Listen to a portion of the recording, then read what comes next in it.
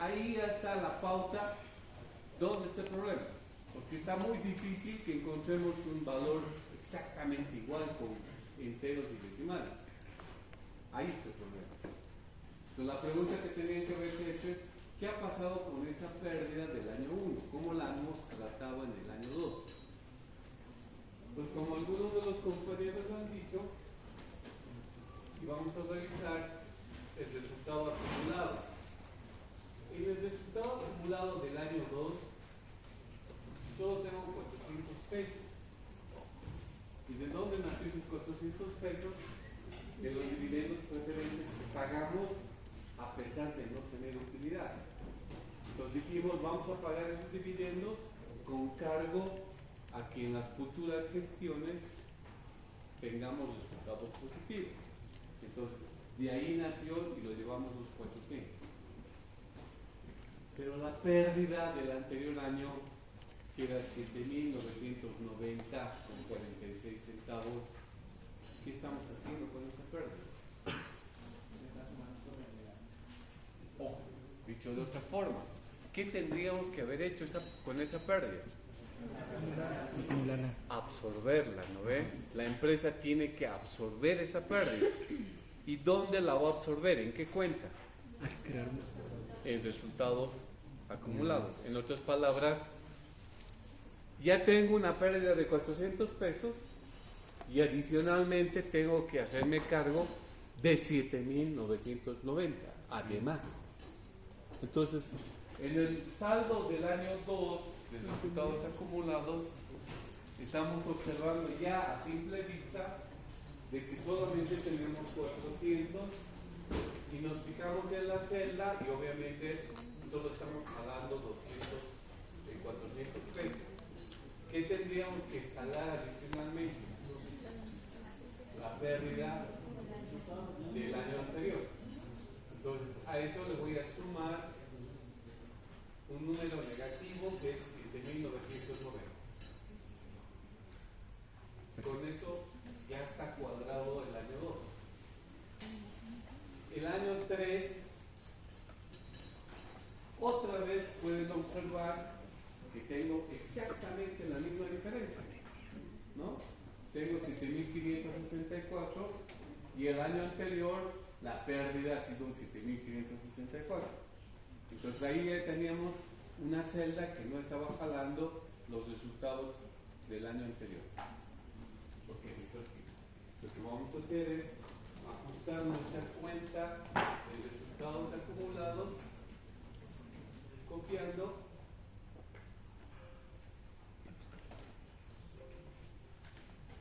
la pérdida del año anterior. Resuelto. ¿Qué pasa en el año 4? Seguramente solo estamos jalando el resultado acumulado, le estamos aumentando 400 pesos, pero no estoy jalando la pérdida del año anterior, entonces le aumento. Pero persiste la diferencia. Tenemos una diferencia de 1.920. Entonces, esos 1.920 ya no tiene la culpa la cuenta de resultados acumulados. ¿Quién ha sido el culpable? Muebles. Entonces, ¿por qué han debido buscar una cifra de 1.920? ¿No? En el mundo de cuadros que hemos hecho. Y ahora nos fijamos, si evidentemente los compañeros tenían razón, vemos en la parte de inversiones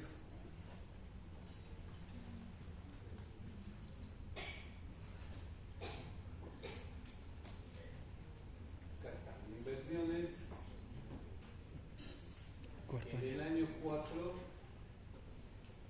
debe ser 4 por 480, ¿no? Sí, 4 por 480. Resulta que en el año 4 hemos comprado 4 muebles a 480 pesos que nos ha dado 1.920. Pero ¿qué dijimos en cuanto a su tratamiento contable? Que la compra se hacía en diciembre y el alta se hacía en el mes siguiente.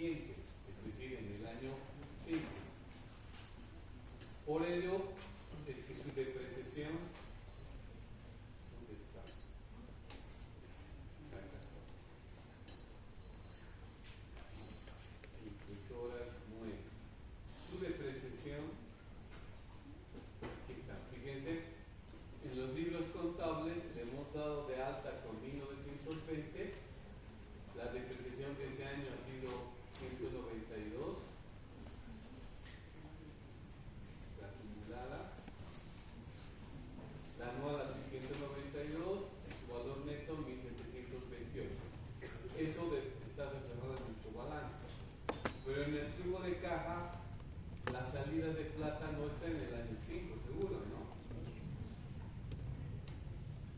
Aquí está. Compra de muebles en el flujo de caja. Los 1920 está como salida en el año 4. Ok. ¿Dónde está el problema entonces?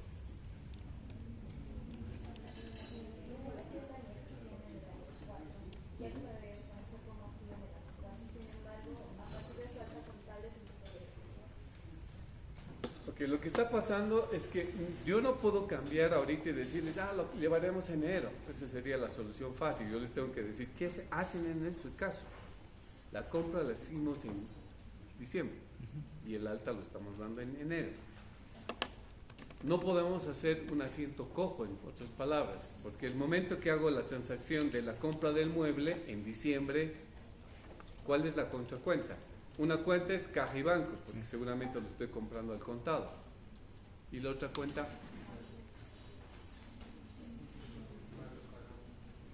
¿qué? Tendría que inventarme una cuenta del activo, ¿no?, que me dé derecho sobre un activo que he comprado y que después lo voy a regularizar el momento en que dé de alta el activo contable, ¿no? Entonces, ¿qué cuenta me has dicho? Muebles pagados por adelantado o la compra de un activo. O sea, la denominación no importa. Lo importante es que en diciembre del año 4 teníamos que haber hecho un asiento donde la plata efectivamente salga de bancos, pero aparezca un activo que después lo voy a dar de alta en el mes de enero del siguiente año. Entonces podríamos habernos inventado una cuenta, cualquier cuenta, pero que tenga esa connotación, que sea una cuenta de activo. No puede ser pasivo, porque lo estoy pagando el mueble. Entonces, remedio, en el flujo, en el balance, podríamos añadir una línea que diga así, una cuenta de activo pagado por anticipado, lo que quieran, o lo otro, para no, digamos, distorsionar el formato de nuestro balance, podríamos hacer figurar los 1920 en el año 4 como valor bruto, pero sin depreciación. Sin depreciación. Porque la depreciación recién ocurriría en enero del siguiente año, ¿no? Entonces vamos a irnos por esa línea para no distorsionar todos nuestros cuadros. Y nos iríamos al balance.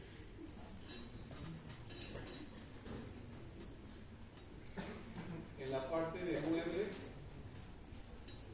claro, y efectivamente, en el año 5 aparece el valor bruto de 1920, su depreciación y su valor neto.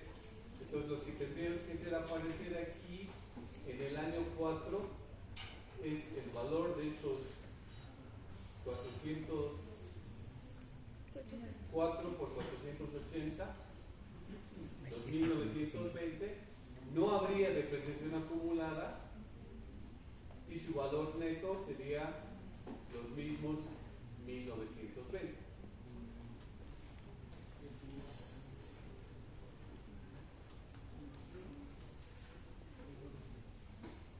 Entonces, con esto pueden ustedes advertir que el balance del año 4 ya está totalmente cuadrado. El año 5. El año 5 tenemos una diferencia, pero ya sabemos de qué es, ¿no ven? Es justo el saldo que no me está jalando del resultado neto de gestión del anterior año. Entonces esa fórmula ya la voy a poner para el resto de los años. No es la misma porque tenemos otro tratamiento, ¿no? Otro total. Ahí sí. Para el siguiente año ya no hay depreciación. Ya no tenemos ese problema porque ya tenemos resultados positivos. Ya nos había cuadrado el balance. ¿Estamos? Sí. En pocas palabras, su balance debería cerrar en caja y bancos con 31.508.08. Pero no por diferencia, sino que debería ser el saldo del flujo de caja. Si ustedes se van al saldo del flujo de caja, les debería dar exactamente esa misma cifra. ¿Ok? Bueno, pero esa es la manera en que se construye el flujo de caja, y cuando no es iguala, hay que revisar si no hemos obviado alguna operación que haya afectado al saldo de los estados financieros o al flujo de caja. Ahora, este flujo de caja nos está dando al cierre de cada gestión números positivos. Debe ser así. El peor resultado que les puede dar es 0, pero nunca les puede dar negativo. Si les da negativo, hay dos opciones. O hay un error en algún cuadro o en haber jalado alguna celda, o el otro tema es que la entrada de dinero es insuficiente a la salida del dinero. ¿Qué hacemos en ese caso? Tenemos que revisar nuestra política de gasto, nuestra política de ingresos o nuestra política en materia de inversión. ¿Qué tendríamos que hacer? ¿Subir ingresos? ¿Y cómo subo ingresos? O vendo más o mi precio lo subo. Si voy al área de gasto, ¿qué tengo que hacer para que el gasto baje y la salida de plata baje? O recorto gastos, bajo salarios, por decirles algo, o tengo que buscar proveedores que me vendan más barato, o también podemos hacer es postergar inversiones. Hemos agendado ciertas inversiones en ciertos años. Podemos comprar menos cosas o tratar de diferir la inversión, pero todo eso no se puede hacer encerrado en cuatro paredes. El encargado del trabajo no puede decidir por toda la empresa, tiene que preguntar. Si va a decir, por ejemplo, oye, los muebles, estamos comprando 4 muebles en este año, ¿quién ha pedido eso? El área tanto. Voy al área y le digo, ¿te haces problema si compro 2 muebles este año y 2 muebles el próximo año? Si me dice que sí, adelante, pero si me dice que no y me explica el motivo, entonces esa salida la tienen que descartar. Por ahí la inversión está sujeta a un programa de producción, y que si no compro esa maquinaria no voy a poder alcanzar la producción del próximo año y no voy a lograr vender lo que está previsto. Entonces, aquí entra todo un proceso de hacer una optimización en materia de ingresos, en materia de salida de plata, sea por gasto o por inversión. Y si al final de todo eso han hecho todos los recortes que podían hacer o todos los incrementos que podían hacer, recién podrán pensar, ¿y ahora qué? No hay suficiente plata. ¿Qué tendríamos que hacer? Prestarnos. ¿Cuándo? Es la otra pregunta. ¿En qué año de la proyección me tendría que prestar? ¿Y cuánta plata? Porque no se olviden que en la medida que ustedes se prestan, automáticamente generan más interés. Y obviamente tienen que programar cuándo van a devolver ese préstamo. Capital e intereses. Generan más intereses, su ganancia se va a ver afectada. Ese es un camino. El otro camino es cómo podemos conseguir plata si no quiero endeudar. ¿Qué podemos hacer? Incrementar el capital. ¿Cómo incremento el capital? Vendiendo acciones. qué acciones quieren emitir. ¿Cómo? ¿Más preferentes? ¿Más ordinarias? No sé, yo no tengo la respuesta. La empresa donde les toque trabajar, ahí van a tener que definir cuál es la mejor opción. Otra alternativa, ¿cuál podría ser?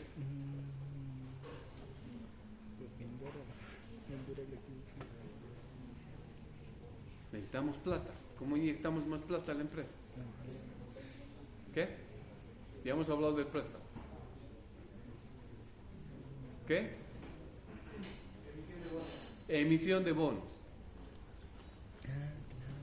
¿Cuál ventaja es la emisión de bonos frente a un préstamo bancario?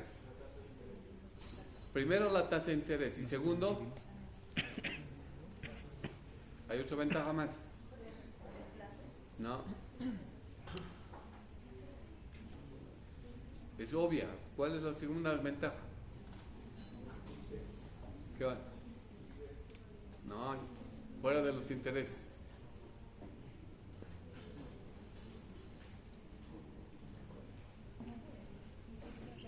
No. Bueno, sí, hay tema de riesgo, sí, pero hay otra variable financiera que es mucho más ventajosa.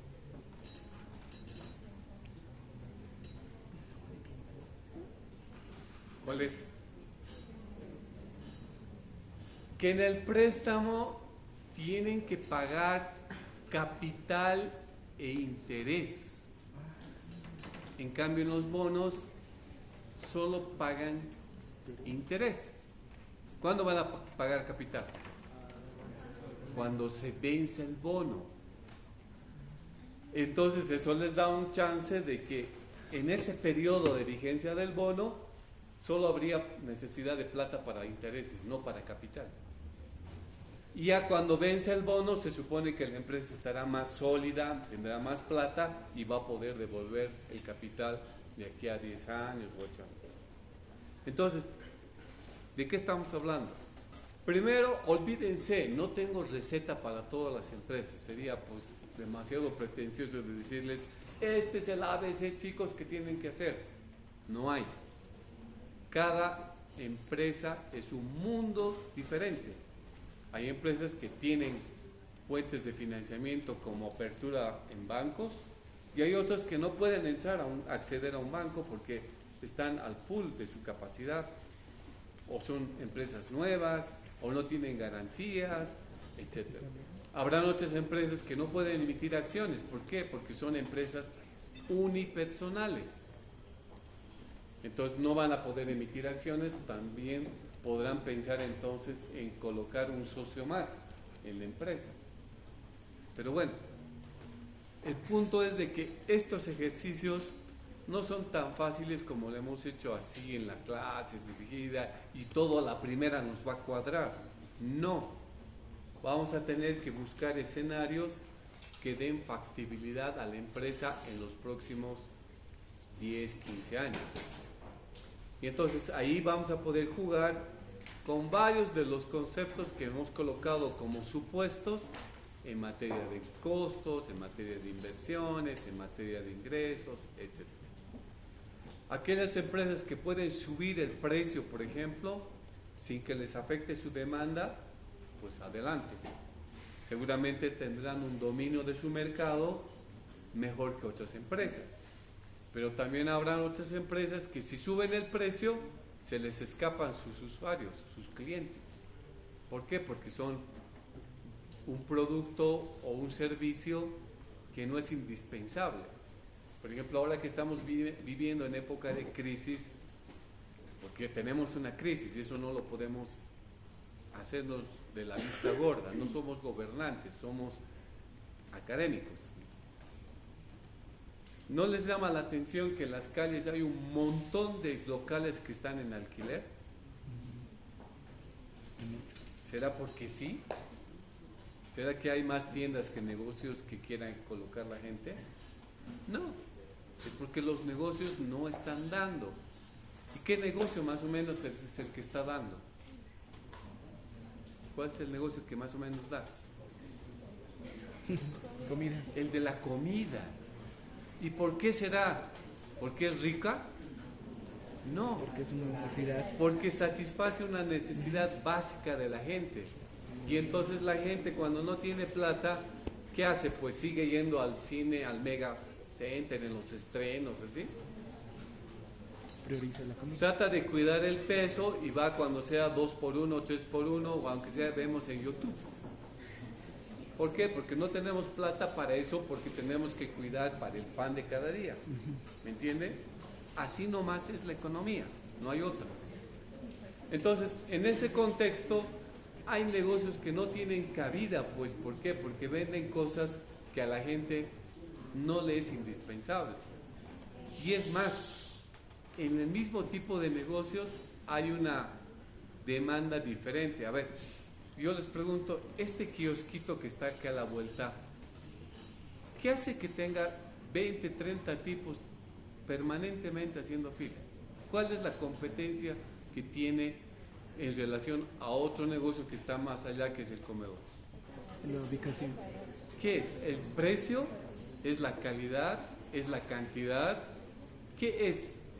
¿Cuál es el elemento de competencia que hace que la gente haga fila 10, 15 minutos y no vaya a otro lugar? Bueno, ustedes tendrán la respuesta, ¿no? No sé si les darán un café aguado al otro lado y aquí un poco más tinto, o el envase será uno de estos grandes y haya un vaso chiquito, pero algo hace la diferencia. Dos negocios que venden lo mismo. Bueno, entonces con eso les estoy diciendo en pocas palabras que cuando hagan este ejercicio en una empresa real, tienen que incorporar toda su imaginación, toda su creatividad que tengan en el campo financiero para poder implementar soluciones que hagan viable financieramente a la empresa en el largo plazo. Claro, es largo plazo, todo puede pasar que en el 2025 cambie la coyuntura y haya un contexto macroeconómico más favorable y entonces ustedes obviamente también actualizarán su presupuesto de largo plazo. O sea, nada está escrito en piedra. O puede ser que nos vayamos al bombo y estemos pagando $1 de 20 pesos y así haya dólares, ¿no? Y que obviamente va a tener impacto en la empresa. Entonces, este es un ejercicio pero re básico, pero útil, porque lo que acaban de hacer la gente que ha hecho es un pequeño modelo barato en Excel gratis que con la lógica de saber cómo se manejan las finanzas ha logrado 3 reportes fundamentales: su balance, su estado de resultados y su flujo de caja. Y con eso ya tienen cómo caminar.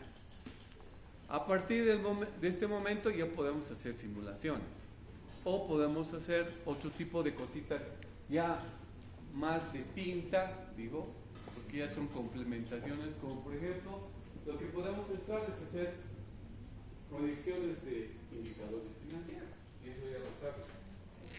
Entonces ustedes dirán a continuación,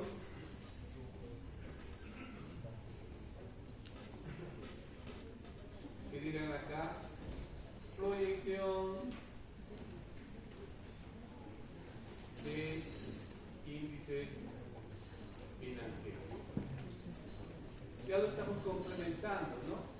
Entonces decimos, estamos trabajando para 8 años.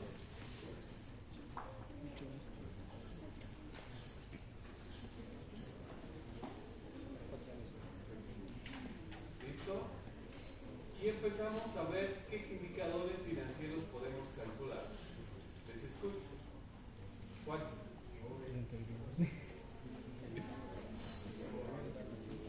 A ver, pensando en orden, ¿cuál es el primer grupo de indicadores que tenemos que calcular normalmente? Los índices de liquidez. Entonces decimos índices de liquidez.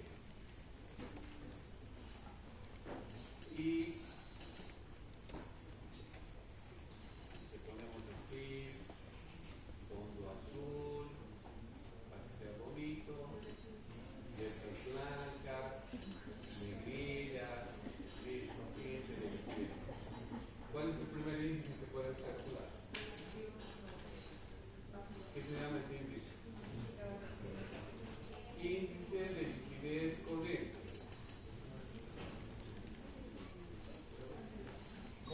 calculamos, chicos?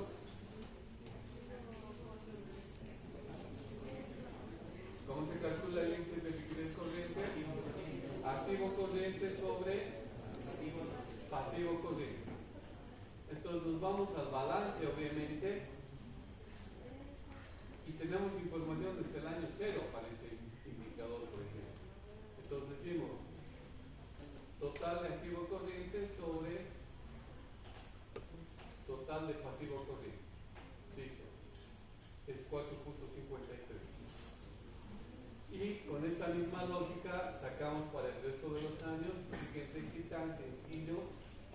Tenemos nuestro índice de liquidez corriente y ya podemos apreciar que nuestra liquidez corriente está subiendo con el tiempo, ¿no? Está mejorando cada vez.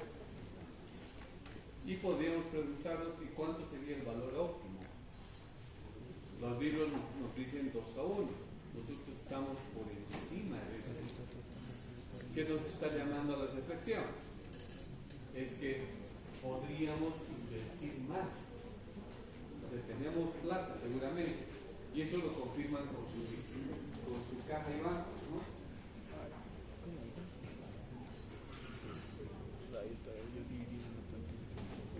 Caja y bancos, miren, hemos empezado con 2.500 en el año 0 y hemos terminado con el año 8 con 31.000.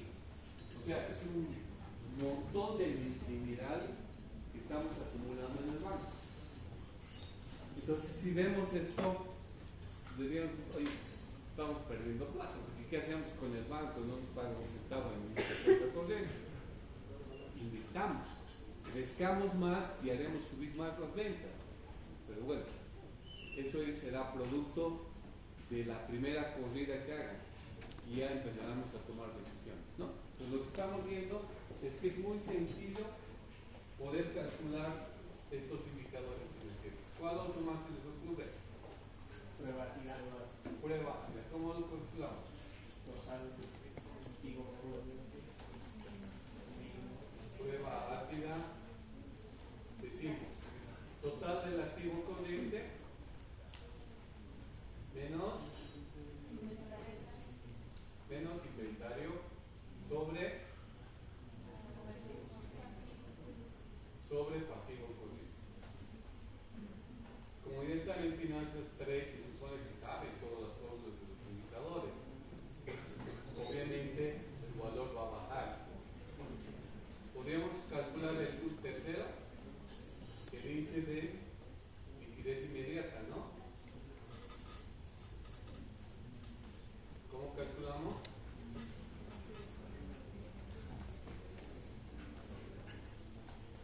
Es el activo disponible o caja y bancos sobre pasivo corriente.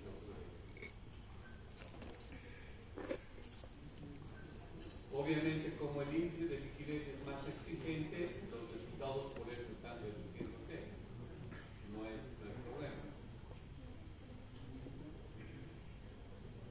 ¿Qué más podríamos calcular? ¿Podríamos calcular el capital neto de trabajo? Sí, ¿no?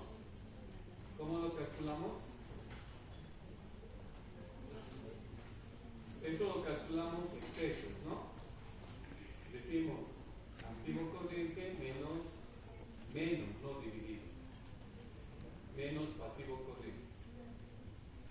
Son 12.700 pesos y para los siguientes años otro. Ok. ¿Qué más? ¿Podemos calcular indicadores de endeudamiento? Claro que sí, ¿no? Tenemos todos los elementos.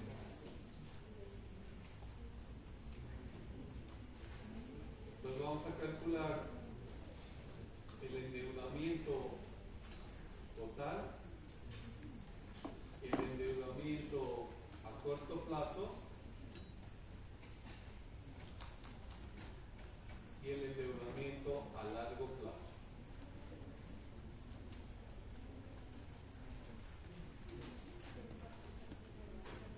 Calculen. ¿Cuánto es? Esto lo van a medir en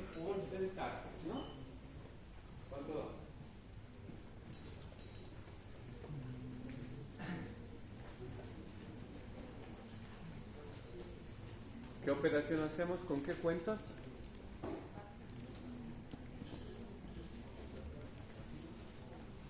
Pasivo, ¿qué? Corriente, no corriente, total.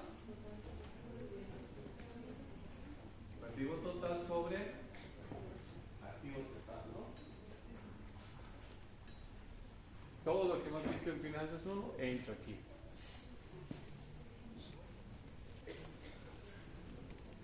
Pero el indicador del grupo es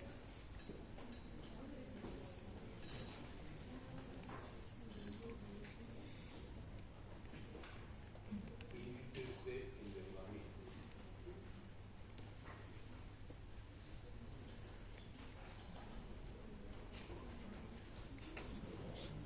Eso también podemos calcular desde el año 0 y decimos 1.300 sobre 61, 16.80%, el de corto plazo,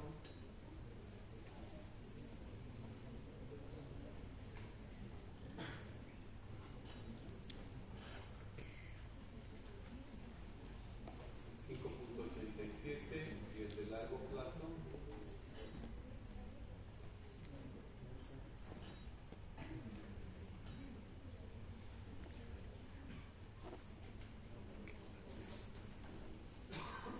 $10.93.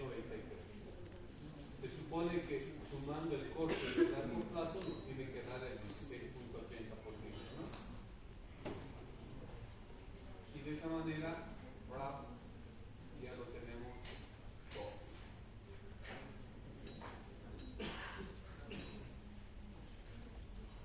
Después podemos calcular el índice de, o la relación, ¿se acuerdan? Deuda a patrimonio neto.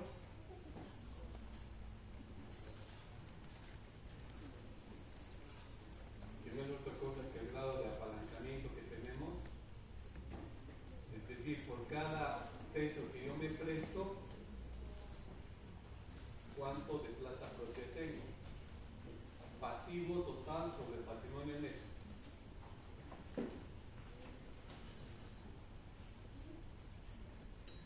Esto también sí, no, está bien al tanto por.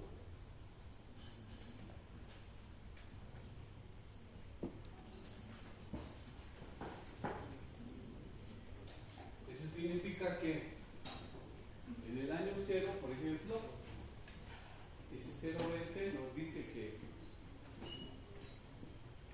por cada peso que yo aporto en mi empresa, 20 centavos me presta. Es un grado de apalancamiento bien bajo, porque normalmente el peso que yo aporto en mi empresa, debo buscar recursos afuera por más de ese peso, debería ser siempre mayor a 1. Acá me está dando 0,20, entonces yo pongo un peso y 20 centavos apenas logro que me preste, es muy poco. Bueno, pero el indicador está así, ¿no? Y ese comportamiento lo estamos manteniendo, inclusive bajando a través del tiempo. ¿Qué más? ¿Qué otros indicadores más en el futuro?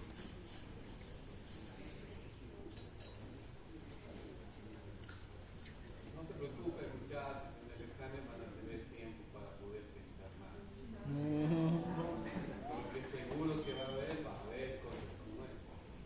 Podemos calcular índices de rentabilidad, ¿les parece? Podemos calcular el ROI o el llamado ROA. Podemos calcular el ROE. ¿Qué más? Podemos calcular, ¿qué más que otro indicador?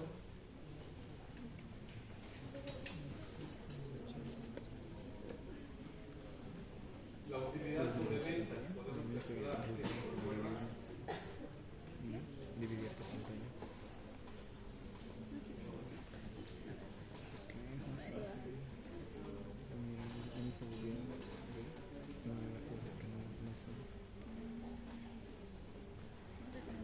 Y además tenemos otros indicadores, chicos, que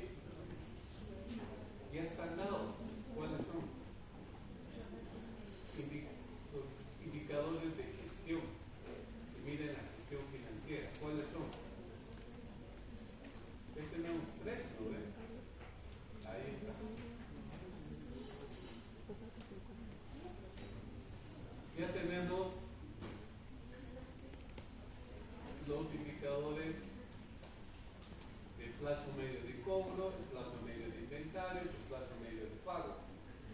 Y ya los tenemos. Que podemos calcularlos, también los podemos calcular. Y si son acuciosos, yo les pido que calculen y comparen con los que ya están en los datos que nos han servido para proyectar. Les va a dar exactamente el mismo, ni un peso menos ni un peso más. ¿Por qué? Porque nos han servido estos datos para poder proyectar.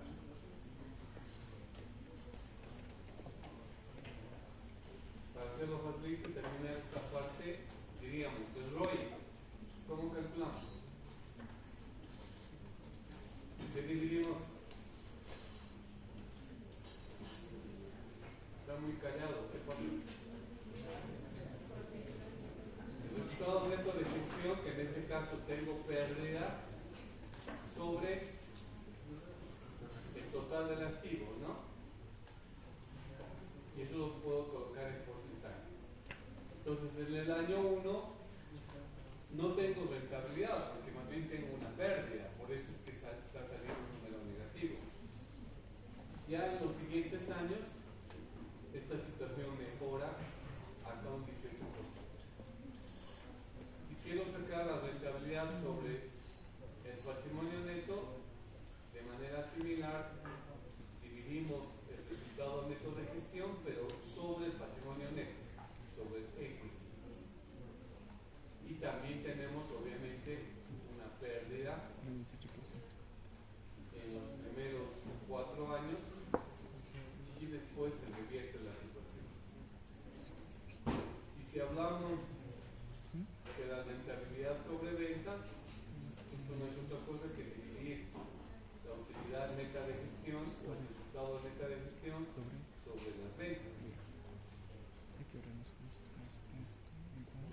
Como tengo pérdida, entonces el 38% de mis ventas tengo como pérdida y después este resultado también es negativo, ¿no? Bueno, de esa manera, chicos, ustedes pueden proyectar todos los indicadores financieros que ustedes quieran y sobre esta base pueden hacer gráficas, por ejemplo, de tendencias, ¿no? Y la presentar al jefe y decirle, mire jefe, cómo estamos subiendo nuestra rentabilidad en los próximos 5 años, gracias a que tenemos un trabajo personero en la empresa, etc. Y eso es muy fácil. Por ejemplo, si queremos proyectar el ROI y el ROA, agarramos esto y ponemos el número de año, así, colocamos el índice que acabamos de proyectar,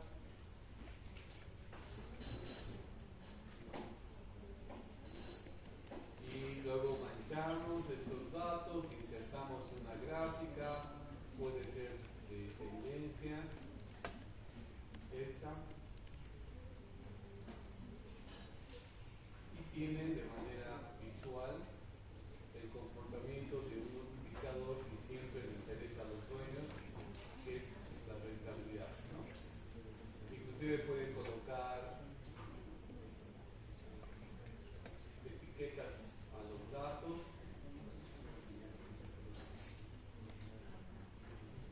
todos los años.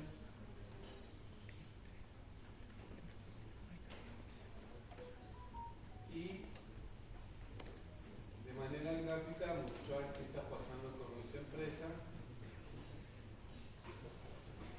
Conforme va pasando los años, estamos pasando de una situación de pérdida consecutiva hasta el año 4 y en el año 5 ya mejoramos abruptamente.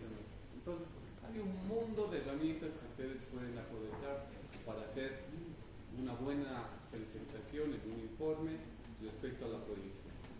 Ahora, las otras ventajas que teníamos al analizar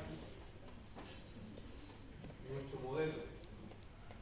Podemos hacer lo que queramos en la parte que corresponde a los datos aquí, a los parámetros de proyección. Aquí pueden hacer lo que quieran. Si no les gustó la proyección o les parece demasiado exitistas, entonces pueden decir, ok, vamos a crecer 3% los primeros 2 años, 4% los siguientes años, 5% los últimos 2 años a 6%, listo. Inmediatamente van a ver que todo su modelo está totalmente cuadrado. Ahí tienen su activo, fíjense, la línea del activo coincide exactamente con la línea del pasivo y patrimonio, está cuadrado. Tienen un flujo de caja, también está elaborado. Señorita, ¿usted va a pasar clases conmigo o va a charlar con su compañero? Porque desde hace rato, tátara. De entrada, si es su práctica, no le voy a decir. Si está esperando eso, no lo voy a decir. Ya hemos cerrado la entrega de las clases. Así que usted decide. Entonces, chicos, ustedes pueden ver acá abajo, su flujo de caja ya está elaborado y ajustado también sus índices. Entonces, no tienen que hacer nada. Solamente en esa partecita donde hemos colocado los parámetros de proyección, empezar a jugar con las variables. Con la variable de precio, con la variable de los costos, con la variable del porcentaje de los dividendos. ¿Se acuerdan que hemos dicho cómo vamos a pagar dividendos? Con todo por el cuadro.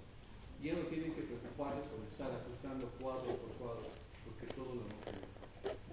¿Ok? Entonces, como la compañía se está moviendo mucho, aquí cerramos este tema y avancemos otro tema. Como que no, si tenemos mucho que cortar. ¿Tienen entendido? Entonces, una vez más, los que no han hecho su modelo, háganlo. No les voy a dar el mío. Si la compañera, por ser buena tipa, les decide prestar, regalarles, copiar, amén. Es problema de ustedes. Pero repito, estas cosas no lo van a encontrar en los textos. No piensen de que, que se hace grande este tipo, yo voy a sacar el texto, debo de sacar. No hay. Solo van a poder ver en modelos, y en los modelos vienen paquetes cerrados, no viene la lógica. ¿Por qué? Porque esos modelos están listos para recrear, para hacer simulaciones, nada más. Ya los cálculos están hechos por dentro, son envasados. No nos dicen el know-how, porque eso cuesta. Todo lo que les estoy diciendo, he ganado mucha plata haciendo así flujos de caja, proyecciones para empresas, porque ese es el know-how del profesional. Eso no lo saben hacer otros. Entonces, échenle ganas. ¿Ok? Vámonos a otro tema. Tienen que ver.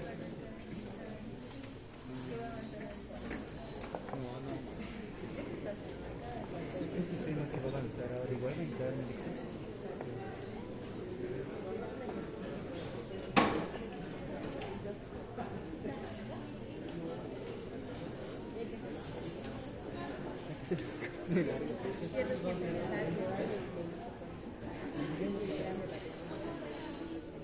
Seguro los dos pequeños de 40 y el largo hasta donde llega.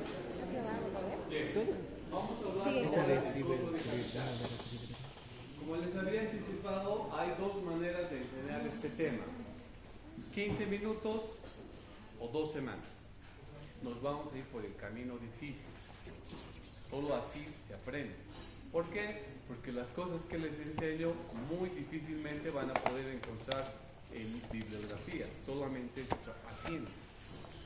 Pero entendamos paso a paso. ¿Qué es el costo de capital? El costo de capital, como ustedes van a poder apreciar, ahí les lanzo 4 distintas definiciones. La primera nos dice de manera general que el costo de capital es el costo del dinero. Si es el costo del dinero, ¿cuál es el dinero que dan los dueños, que dan los accionistas? El capital. ¿Qué se les paga a esos señores como retribución? Dividendos. Si nos decidimos prestar plata, ¿a qué pagar por esa plata? ¿Qué pagamos por esa plata? Intereses. ¿No ve? Siguiente definición. Nos dicen que el costo de capital no es otra cosa que un promedio ponderado de las fuentes de financiamiento. ¿Qué significa esto? ¿Que puedo conseguir plata del proveedor? Sí. ¿Puedo conseguir plata del banco? Sí. ¿Puedo conseguir plata del socio? Sí. Y cada fuente, ¿qué estás cuchicheando vos ahora? ¿Cuál es tu problema? A ver, contanos tu secreto. ¿Cuál es tu crisis existencial? ¿Por qué no dejas de hablar como confesión con la otra compañera? Contanos pues, dinos. Tal vez te podamos ayudar. Es que no quiero ser cargosos, chicos. Yo me rajo hablando, gritando, y cuando veo a gente que... Yo me pregunto, ¿estoy de sobra aquí o qué les pasa? No. O aburro, o el tema ya saben de memoria. Aprovechen. Ya van a salir profesionales. Cuando estén afuera, van a ver cómo uno se arrepiente de no haber atendido una pinche clase de ese profesor loco, y tienen que a la mala aprender, o no pueden acceder a fuentes de trabajo más lucrativas porque no saben algún tema y la tienen que lidiar, pero ya de mala manera. Aprovechen, porque aquí en las aulas aprendan, equivóquense, pregunten, consulten. Afuera ya nadie les va a ayudar, porque van a entrar a un mercado de competencia sumamente agresivo en este momento. No hay trabajo, chicos, no hay trabajo. Y entonces tenemos que ser muy competitivos para ir a encontrar una fuente de trabajo que sea mínimamente respetable en cuanto a la manera en que nos paguen. Entonces aprovechen. Ya después nos falta 20 minutos para irnos y podemos ir a ver el partido, lo que quieran. Aguanten un poco. Bueno, ¿dónde íbamos? Promedio ponderado. Siguiente definición nos dice: ¿la empresa puede tener distintas fuentes de financiamiento? Sí, pero cada fuente tiene su propio precio, su propio costo. Entonces, el costo de capital dice, saca un promedio, pero no un promedio simple, saca un promedio ponderado. ¿Y qué es el ponderador? El grado de importancia que tiene una fuente de financiamiento. Tercera definición. Nos hablan que es una tasa de interés que nos iguala, dice, la plata de hoy con los flujos del futuro, con la plata del futuro, pero traído al presente. Esa definición matemática es la que vamos a utilizar como herramienta para calcular costos de capital. Vamos en todos los casos a hacer una ecuación con los dineros de hoy versus los dineros del futuro traídos al presente. Vamos a meter matemática financiera. Y la cuarta definición ya la hemos visto en Finanzas 2, cuando hemos hablado de la famosa tasa interna de retorno. ¿Qué era la tasa interna de retorno? La que hace posible que el BAN se vuelva cero. ¿Lo ve? O sea, agarra la inversión inicial con los flujos de caja futuros, los traemos al presente, los juntamos y da cero. Esa tasa que han utilizado para que dé cero, esa es la tasa interna de retorno. Y viene a ser otra de las definiciones del costo de capital. Bien.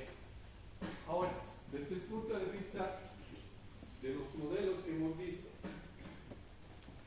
ya sabemos que al lado izquierdo, ¿qué está? Toda la inversión, todo el activo que tiene una empresa acumulado a una determinada fecha. ¿Y qué les dice a las otras dos áreas? La manera en que han financiado esa inversión.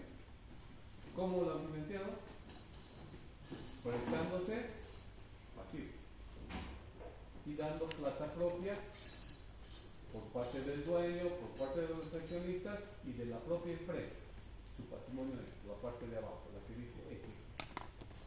Esas son las formas en que una empresa con fines de lucro se financia. Ahora, Si la parte derecha nos dice que son las fuentes de financiamiento, ¿qué acabamos de decir? Que la plata cuesta, ¿no ve? No es gratis. Entonces, los que tenemos, con los que tenemos pasivo, nos van a cobrar un costo de capital, su costo del dinero. Y la empresa y los dueños también nos van a cobrar por su uso del dinero. Obviamente la van a cobrar de su propia empresa. ¿Y por qué es así? Porque tiene que ser así. Porque si ustedes han creado una empresa, no es para ir a algún lugar todos los días a trabajar y pare de contar. Si han invertido en una empresa es para que ganen, para que recuperen su inversión y después ganen, para crear más riqueza. Para eso han hecho. Entonces tienen que recibir su premio, ¿no ve? Por haber invertido en la empresa. Como vamos a hablar, hay ciertos pasivos que no tienen costo de capital. Sí, les cuento que sí hay plata gratis, pero hay un problema. Son pocas las fuentes de financiamiento que son gratuitas y el otro tema es por poca plata. A ver, les voy a dar un ejemplo, pero re básico. Ustedes cobran el IVA, ¿no ve? Pero no es para ustedes, es para el fisco. Entonces empieza el 1 de abril hasta el 30 de abril, van cobrando IVA, listo. La plata que han cobrado el 1 de abril, ¿qué hacen? ¿Se la guardan para el fisco y no la tocan? La plata del 2 de abril, la del 3 de abril, ¿qué van haciendo?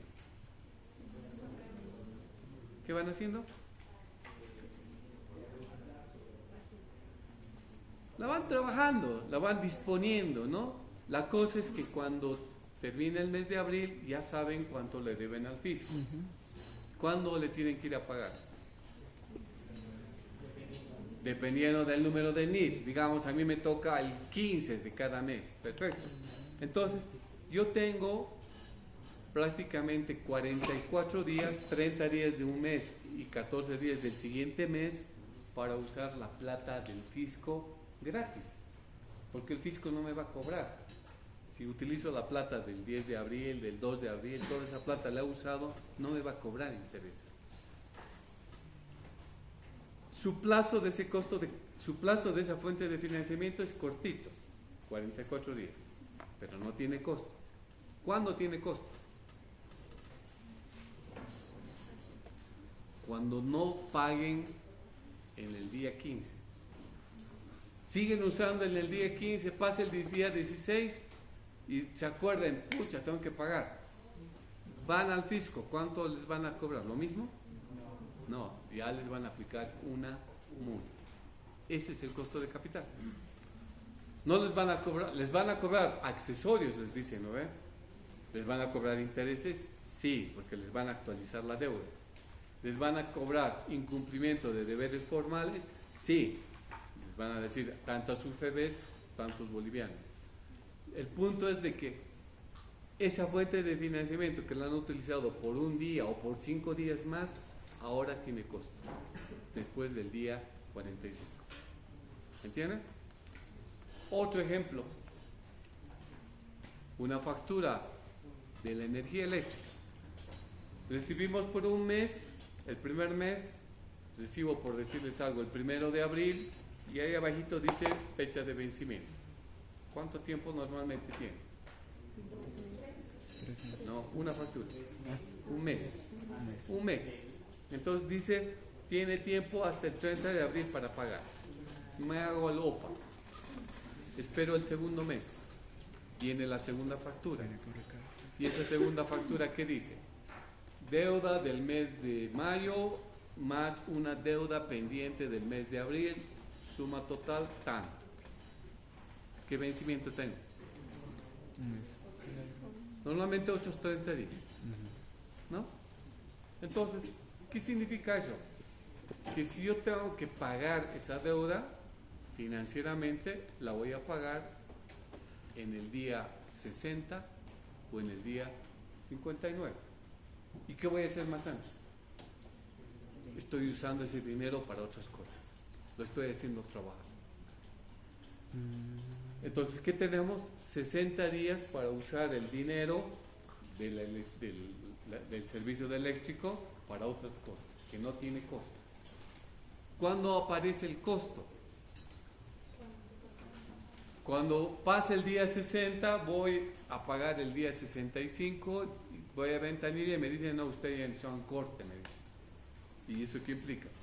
Que tiene que pagar la reconexión, pero no me han cortado, pero ya el sistema le ha aumentado. Entonces, ahí aparece el costo.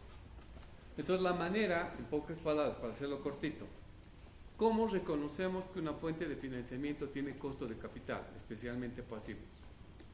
Cuando vean que su deuda pasa el tiempo, si no aumenta, no tiene costo. Pero si aumenta, tiene costo. ¿Me entienden? Esa es la manera más sencilla de saber si una fuente de financiamiento tiene costo de capital. Claro, no les estoy diciendo, esperen a ver qué pasa. Lo único que tienen que preguntarse, ¿esta deuda de qué es? Ah, del proveedor tanto. ¿Y cuándo debíamos pagarle? Hace un año y no nos ha cobrado. No, está esperando. ¿Y cuánto nos está pidiendo que le paguemos? Lo mismo. Listo. Esa fuente no tiene costo de capital. Claro, algún momento el proveedor me dirá, bueno, ya te has pasado, te estoy iniciando un juicio y te estoy cobrando actualizaciones, el abogado, todo lo que quieras. Pero si no pasa eso, esa fuente no tiene costo. ¿Estamos? Bien. Avancemos.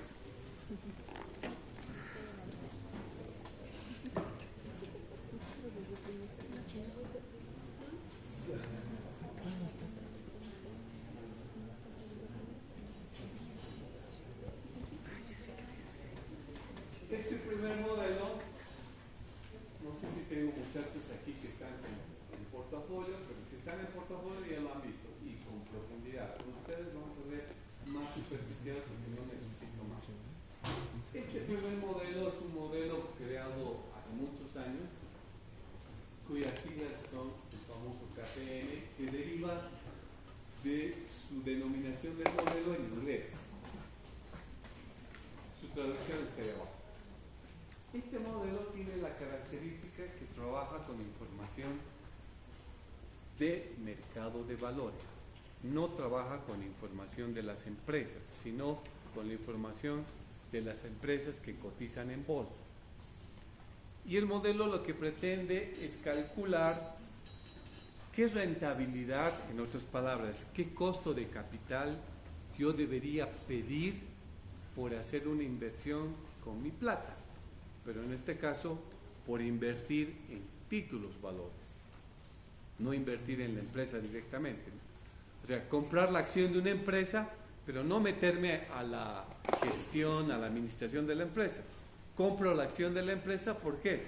Porque está pagando buenos dividendos o porque estoy pensando que esa acción va a subir con el tiempo en el mercado, pero mi afán no va a ser quedarme para siempre con ese título valor.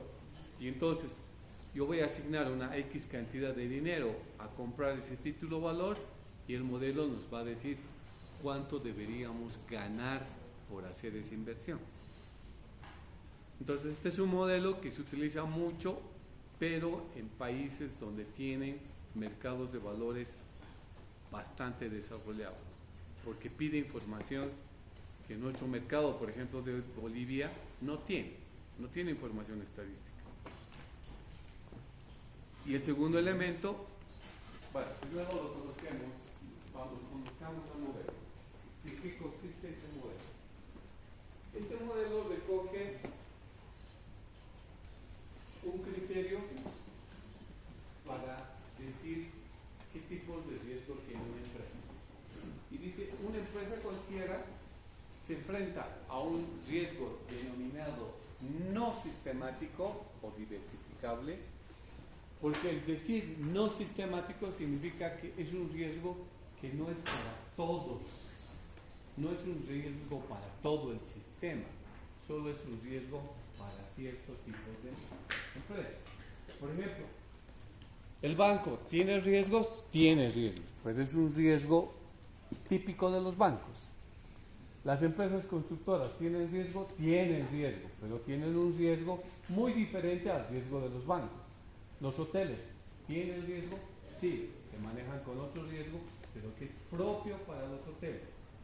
Ese riesgo es el que estamos bautizando como diversificable o no sistemático. ¿Y por qué se llama diversificable? Porque los bancos pueden hacer algo para reducir ese riesgo. Pueden crear un sistema de información central que comparta para que investiguen la información de los potenciales clientes y con eso rebajar el riesgo. Sí. Entonces, lo pueden diversificar y esa es la manera en que se reduce el riesgo, pero para ese tipo de empresas.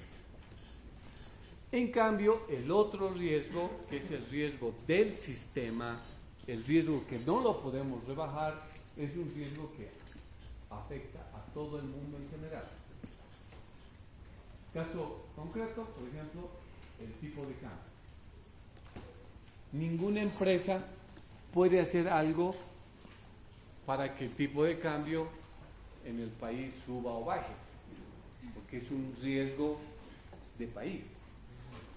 El empleo o el desempleo, como quiera.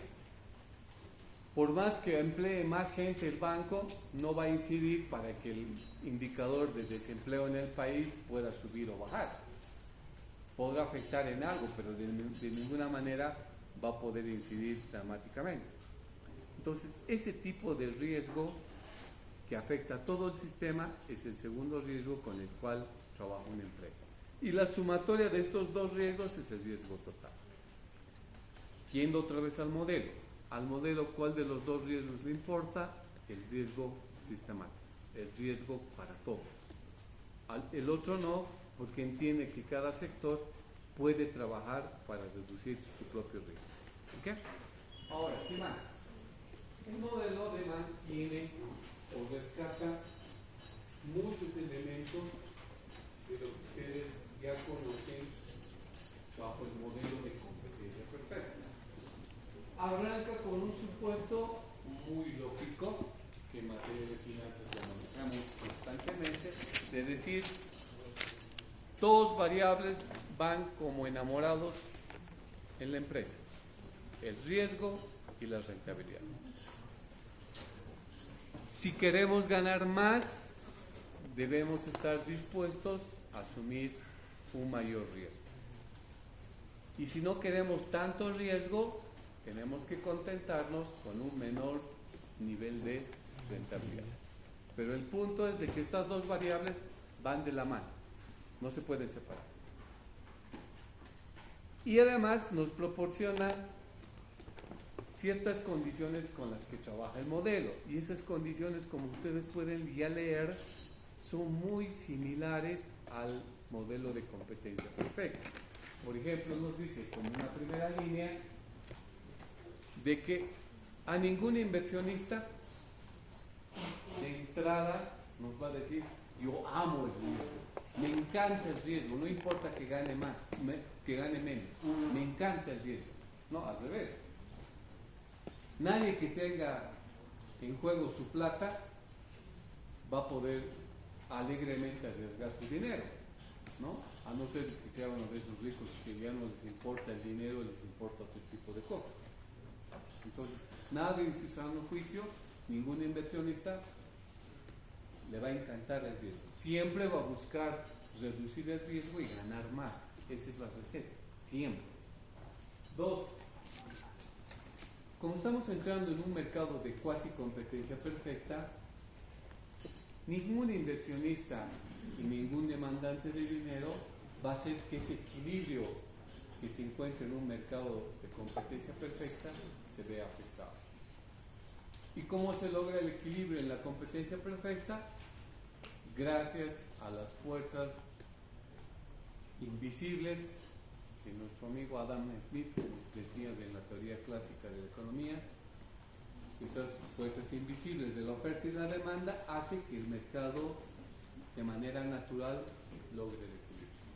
Ese equilibrio entonces no puede ser afectado por un solo actor dentro de ese mercado, ya sea por la oferta o por la demanda.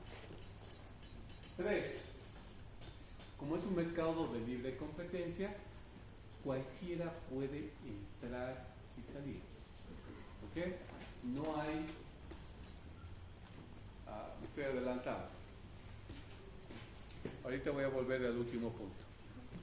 No hay restricciones ni de entrada ni de salida. Cualquiera que quiera comprar títulos valores puede entrar al mercado de valores y comprar lo que quiera.